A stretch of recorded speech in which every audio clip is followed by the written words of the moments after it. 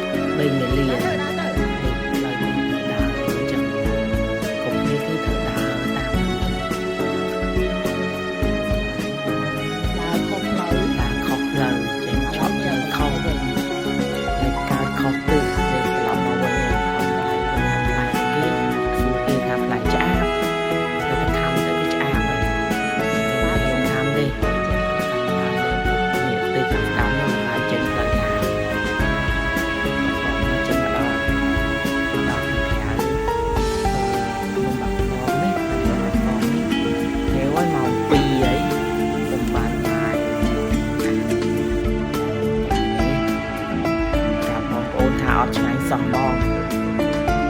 អត់ជាតិអត់អីមកបានតែមន់អាំងហ្នឹងអត់មានប្រឡាក់គ្រឿងអីទៅឆ្ងាញ់ទេគឺមិនថាអត់ឆ្ងាញ់តែចេះហូបថាគាត់ឃ្លានអីមកពី